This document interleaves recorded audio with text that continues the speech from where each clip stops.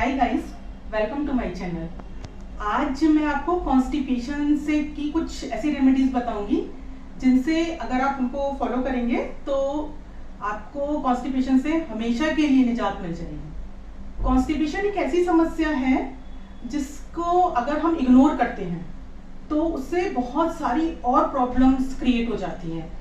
Constipation दो तरीके के होते हैं। एक तो ऐसा होता है कि कभी आपने कुछ मेडिकेशन लिया है जैसे, या फिर कुछ हैवी खा लिया है, या फिर आप स्ट्रेस में एंजाइटी में हैं तो 2-3 दिन से कॉन्स्टिपेशन हो गया, तो वो इतना मैटर नहीं करता। उसमें आप कुछ भी त्रिफला ले लीजिए, इसबगोल ले लीजिए या कुछ लैक्सेटिव्स ले लीजिए तो वो ठीक हो जाता है। लेकिन अगर ऐसा कॉन्स्टिपेशन है जो बहुत टाइम से चल रहा है, जैसे कुछ महीने हो गए या फिर काफी टाइम, कुछ साल हो गए, तो ऐसे कॉन्स्टिपेशन के लिए हमें ये जो लैक्सेटिव्स या फिर कोई चूरन या फिर और जो रेमेडीज, होम रेमेडीज होती हैं, उनको बार बार नहीं लेना चाहिए। क्योंकि क्या होता है कि वो धीरे धीरे अगर हम उनको हैबिट बना लेंगे ना, तो वो सब रेमेडीज, जो होम रेमेडीज या फिर जो घरेलू नुस्खे होते हैं, वो धीरे धीरे हमारी बॉडी से न्यूट्रिशन भी निकालने लगते हैं। हमारा जो हमें फूड से न्यूट्रिशन मिलता है, धीरे धीरे उनके साथ वो भी निकलने लगता है। तो कॉन्स्टिपेशन को ट्रीट करने के लिए हमें अपनी लाइफस्टाइल और ईटिंग पैटर्न टोटली चेंज करना पड़ेगा, तभी कॉन्स्टिपेशन से राहत मिल सकती है और हमेशा के लिए मिल सकती है। तो आज मैं आपको कुछ 7-8 स्टेप्स बताऊंगी, आप चाहे तो नोट डाउन कर लें। उससे क्या है कि अगर वो आप फॉलो करेंगे, 1 मंथ फॉलो करेंगे, तो 1 मंथ में ही आपको बहुत ज्यादा फर्क देखने को मिलेगा। कॉन्स्टिपेशन अगर हमेशा रहता है तो क्या है कि धीरे धीरे हमारे इंटेस्टाइन में खाना सड़ने लगता है। वो सड़ता है तो उससे हमें बहुत सारी प्रॉब्लम्स हो जाती हैं, एसिडिटी हो जाती है, गैस्ट्रिक ट्रबल हो जाती है। तो उसको ठीक करना बहुत जरूरी है। तो उसके लिए सबसे पहली चीज तो ये है कि कभी भी ओवर ईटिंग ना करें। ओवर ईटिंग करने से क्या होता है कि बहुत ज्यादा जब हम ठूस के खा लेते हैं तो हमारे डाइजेस्टिव सिस्टम में जो मशीन है, काम करने के लिए स्पेस चाहिए ना, तो स्पेशली जिनको कॉन्स्टिपेशन है वो ओवर ईटिंग ना करें, कभी भी ना करें। दूसरी चीज क्या है कि जो फाइबर है, जो जिनको कॉन्स्टिपेशन है, जिनका डाइजेस्टिव सिस्टम वीक है, उनको क्या है कि फाइबर ज्यादा से ज्यादा ऐड करना है। एक तो नॉर्मल डाइट होती है जिसमें हम जो हम लेते हैं उसमें फाइबर होता ही है, लेकिन जिनको कॉन्स्टिपेशन की प्रॉब्लम है उनको एक्स्ट्रा फाइबर लेना है। तो उसके लिए वो एक्स्ट्रा ब्रान, जैसे गेहूं की हस्क जो आती है अलग से, या फिर जो ऐसे सीरियल जिनमें ज्यादा फाइबर हो, उसकी चपाती लें, उससे उन्हें बहुत फायदा मिलेगा। और उसके साथ ही साथ वो जो आप जो भी खाते हैं उसमें कोशिश करें कि आपका रॉ ज्यादा हो, मीन्स कि वेजिटेबल्स और फ्रूट्स का जूस ना लेके वेजिटेबल्स और फ्रूट्स रॉ होल ले, तो उससे कॉन्स्टिपेशन में आपको बहुत रिलीफ मिलेगा।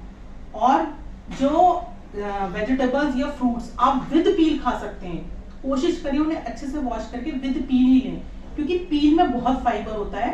और आप ट्राई करिए, इससे आपको बहुत फर्क पड़ेगा। खाने से पहले आप 1 प्लेट सैलेड खाइए, खाने के साथ ना खाएं, क्योंकि खाने के साथ खाने से वो बहुत हैवी कर देता है।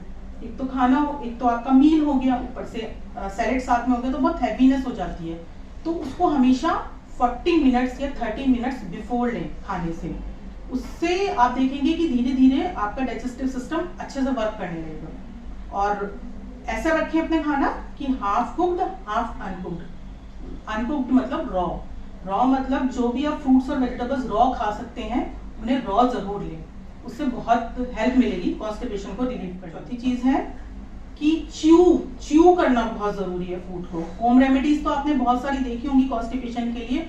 अब अगर आप ये स्टेप्स भी फॉलो करेंगे तो उससे आपको बहुत फायदा मिलेगा।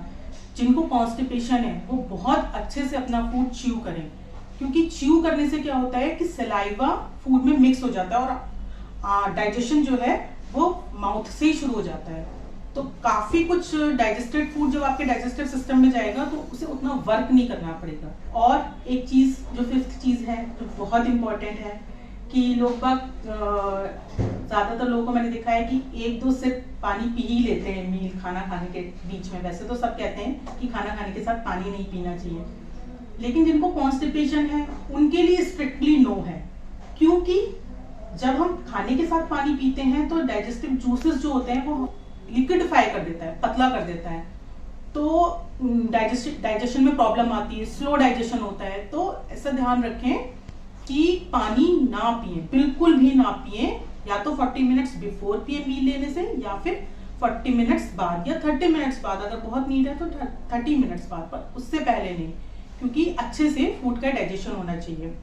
और फूड के जो मील्स, जो 3 मेन मील्स होती हैं, उनके बीच में 4 to 4.5 आवर्स का गैप बहुत जरूरी है। अगर आपने 11 बजे नाश्ता लिया और आप 2 बजे लंच कर रहे हैं, तो 3 आवर्स का गैप हुआ। तो कुछ तो टाइम हमें देना होगा अपने डाइजेस्टिव सिस्टम को कि वो पहली वाली मील डाइजेस्ट कर ले, फिर हम सेकंड मील स्टार्ट करें। तो क्या है कि जब फूड अच्छे से डाइजेस्ट हो जाएगा, पूरा उसके जो न्यूट्रिशन है वो अलग हो जाएगा, जो वेस्ट मटेरियल है वो अलग हो जाएगा, तो आपको कॉन्स्टिपेशन में रिलीफ मिलेगा। और एक चीज मैं बीच में बताना भूल गई, वो मैं अभी बता देती हूँ कि आप जो भी चपाती लें या कोई भी कार्बोहाइड्रेट वाली चीज लें, उसके साथ फैट लेना जरूरी है। मींस कि अगर आप चपाती ले रहे हैं या राइस ले रहे हैं, बॉइल्ड राइस, स्टीम्ड राइस, तो उसमें थोड़ा सा फैट, कोई या तो घी या तो कोई ऑयल जो आप यूज करते हैं वो जरूर लगाएं, रूखी चपाती ना लें। वो भी बहुत बड़ा रीजन होता है कॉन्स्टिपेशन होने का। और सबसे ज्यादा इंपॉर्टेंट जो है, जो ये सब चीजें तो डाइट में और डेली रूटीन में इंक्लूड करनी ही करनी है, सबसे ज्यादा इंपॉर्टेंट है कि हमारे स्टमक मसल्स की जो एक्सरसाइजेज होती हैं, जो स्टमक से रिलेटेड होती हैं, वो जरूर करनी है। जो कोर मसल्स को स्ट्रॉन्ग करती हैं वो जरूर करनी है, डेली करनी है। वो 15 से 20 मिनट्स, चाहे आप और कोई एक्सरसाइज करें ना करें, जिनको कॉन्स्टिपेशन है वो अगर डेली ये वाली जो आपके स्टमक से रिलेटेड एक्सरसाइजेज होती हैं वो अगर करेंगे, तो 15 से 20 डेज में आपको धीरे धीरे रिजल्ट नजर आने लगेगा। एक दिन में तो कॉन्स्टिपेशन खत्म नहीं हो सकता। अगर क्रोनिक कॉन्स्टिपेशन है, बहुत लंबा कॉन्स्टिपेशन है, तो एक दिन में तो खत्म नहीं होगा, लेकिन जरूरी है कि आप ये एक्सरसाइज करेंगे तो धीरे धीरे जो आपकी डिपेंडेंसी है, जो लेक्सेटिव्स हैं या जो और कोई चीजें हैं आपको पेट साफ करने के लिए, उन पे आपकी डिपेंडेंसी कम हो जाएगी और धीरे धीरे आपका डाइजेस्टिव सिस्टम अपने आप वर्क करने लगेगा, आपकी इंटेस्टाइन स्ट्रांग हो जाएगी और आपका पेट साफ होने लगेगा। तो होप आपको ये वीडियो पसंद आई होगी। आप प्लीज इसे लाइक और शेयर जरूर करें। मिलते हैं नेक्स्ट वीडियो में।